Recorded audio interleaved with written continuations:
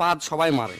যুক্তরাষ্ট্রের প্রেসিডেন্ট থেকে শুরু করে রানী এলিজাবেথ, বিখ্যাত নায়িকা শাহরুখ খান, সালমান খান, টম ক্রুজ থেকে শুরু করে সোগলি, অ্যাঞ্জেলিনা জোলি, কি কমো সোগলি পাদ দেয়।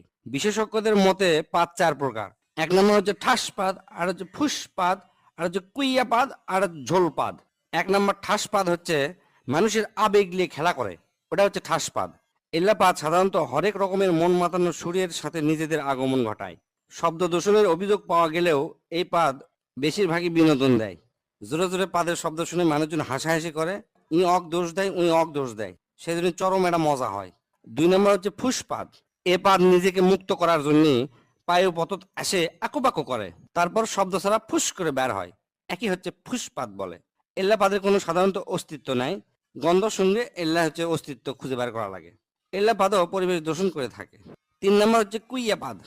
এই পাদের অপর নাম হচ্ছে সোরা পাদ। মেলাক্ষণ সময় পায়খানা আটকে থাকার পর যে পাদ বের হয় ও কি কয় হচ্ছে যে কুইয়া পাদ। হিরোশিমার থেকেও বেশি ভয়ঙ্কর এই পাদ। মানুষের ভিড়ের মধ্যে যদি এই পাদ বের হয় আর যদি বুঝতে পারে কে মারছে, তাহলে মনে করেন যে ওই লোকের সেই খবর হয়ে যাবে। আর এই পাদ যদি কড়াইত ভাজা হয় তাহলে মোটামুটি কেজি খানিক গু বাড়াবি। এক কথায় পায়খানার পরিবর্তে এই পাদ মারা হয়, মারলে মিচ্ছানা বেশিক্ষণ টিকে থাকা যায়। 4 নম্বর এবং শেষ হচ্ছে ঝোল পাদ। সাধারণত মানুষের ডায়রিয়া বা পাতলা পায়খানা হলে এই পাদ হয়। চলাফেরা করার সময় এই পাদ দেওয়া মিচ্ছানা ঝুঁকিপূর্ণ। মিচ্ছানা নয়, ভালোই ঝুঁকিপূর্ণ। রিক্স নিয়ে পুক করে পাদ নাড়বেন, মনে হবি যে পাদি মারমো, কিন্তু তা নয়, পাদের সাথে ঝোল বের হয়া প্যান্ট ট্যান্ট সব হলুদ হয়ে যাবে। এই পাদের শব্দ সাধারণত ফ্যার ফ্যার ভ্যার ভ্যার। এক কথায় মানব জীবনে পাদের গুরুত্ব অপরিসীম। পাদ যদি মানুষ না দিবার পারল নি, তাহলে মানুষের পেটের মধ্যে মিথেন গ্যাস জমা হয়ে গেল নি, এক সময় মানুষ মহাশূন্যে উড়ে চলে গেল হয়নি। এই পাদের আর একটা সমস্যা আছে, সেটা হচ্ছে কি, পাদ মারলেও বোঝা যায় না যে এর সাথে ঝোল বাড়ালো কিনা। মানুষকে আবার জিজ্ঞেস করা লাগে, আচ্ছা ভাই পাদের কি ঝোল হয়? তাই যদি কয় হ ঝোল হয়, তখন তাই মনে করবি আমি মনে হয় হাগেই ফেলে দিছি।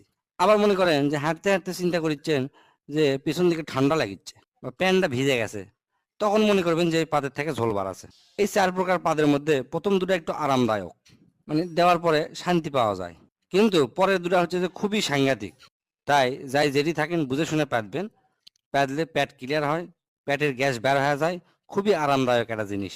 আর 4 নম্বর হচ্ছে ঝোল পাত দেওয়ার আগেই ডাক্তারের সাথে যোগাযোগ করবেন যেন ঝোল পাতটা না বের হয়। স্যার কেঙ্কা হচ্ছে?